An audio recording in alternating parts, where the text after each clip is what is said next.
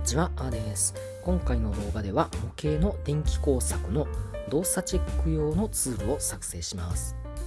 トミックスのフィーダー線の残骸を活用していきます。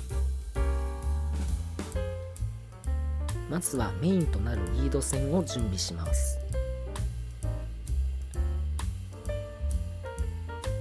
このリード線にフィーダー線や 9V 電池用の線をワンタッチ接続できるようにします。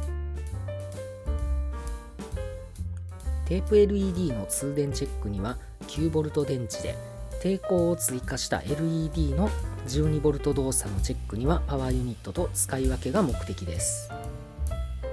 特に 5V 用の LED に抵抗を取り付けた場合、パワーユニットからの最大電圧での動作チェックは必須だと考えています。リード線の片方にはワンタッチコネクターを取り付けておきます。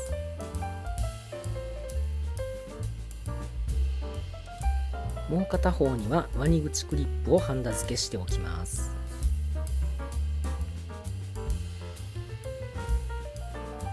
リード線の先端はハンダでコーティングしておきます。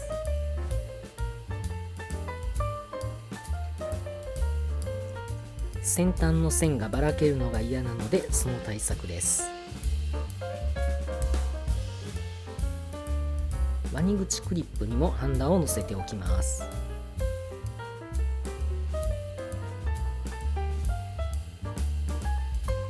見栄えは気にせず、側面の取り付けやすい位置にリード線をつなぎます。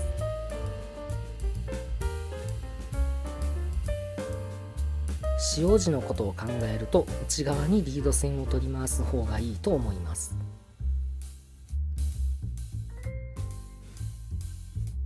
この辺は実際に使用する本人が納得なら何でもいいという考えです。これでメインのリード線は完成です。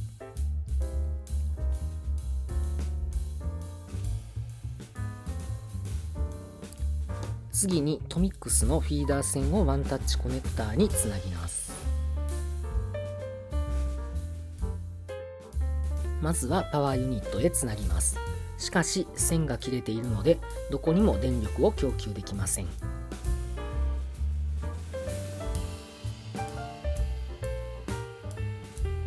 そこで先ほど作成したリード線のワンタッチコネクターへフィーダー線をつないでしまいます。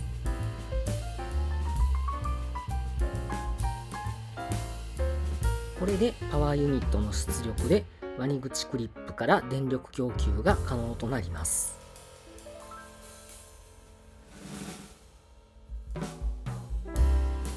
パワーユニットの電圧操作で LED の点灯具合を直接確認できるようになりました。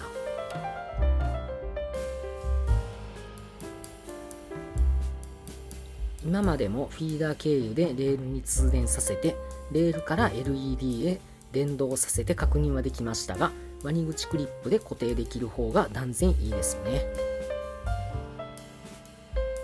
次に 9V 電池用のソケットをリード線のワンタッチコネクターにつなぎます。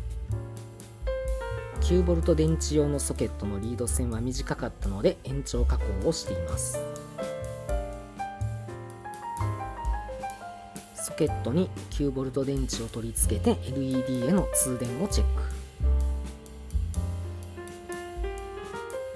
こちらも電池に直接 LED を接触させて点灯チェックをしていましたが、ワニ口クリップで固定できるようになって使いやすくなりました。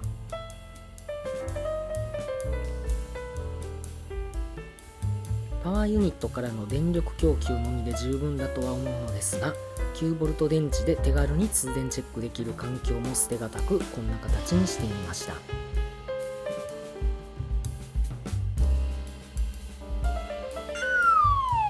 フィーダーを使えばいいだけのことなのですが、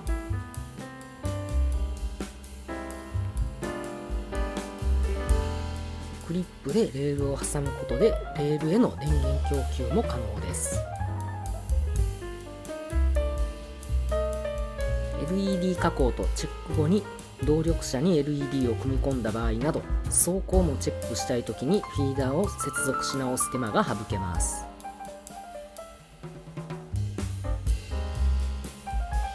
DF50 の動力があまり良くないですね。動きが不安定です。今回は通電チェック用にパワーユニットと 9V 電池を手軽に使えるリード線を作成してみました。模型に関する動画を投稿していますので、ぜひチャンネル登録をよろしくお願いいたします。